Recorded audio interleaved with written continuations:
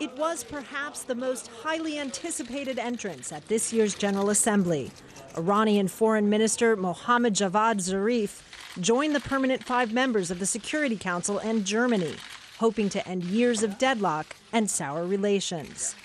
The presence of U.S. Secretary of State John Kerry made it the highest level meeting between those two countries in decades.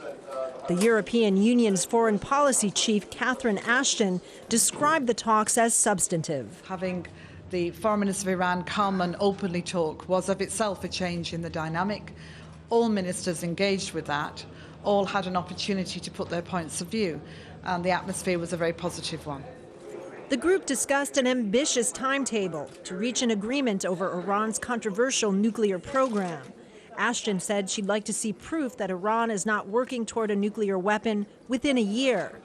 The Iranians have said they'd like to move even faster and eliminate the sanctions that have crippled their economy.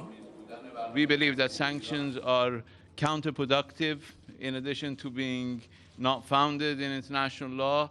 Of course, as we move forward, there has to be removal of sanctions, and in the end game, there has to be a total lifting of all sanctions, and both bilateral sanctions, unilateral sanctions, as well as multilateral sanctions and UN sanctions, and we hope to be able to move in that direction within a short span of time. Zarif and his American counterpart both described the meeting as positive, but Kerry remained cautious.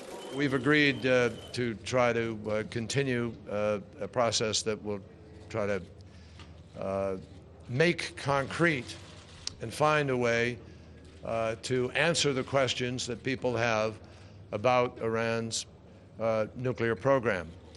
Needless to say, one meeting and a change in tone, which was welcome, doesn't answer those questions yet, and there's a lot of work to be done.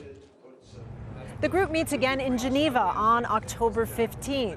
The last deal they offered Iran remains on the table, scaling back enrichment activities in exchange for some relief from sanctions. They say it's now up to the new Iranian government to respond. Kristen, Saloomey, Al Jazeera, the United Nations.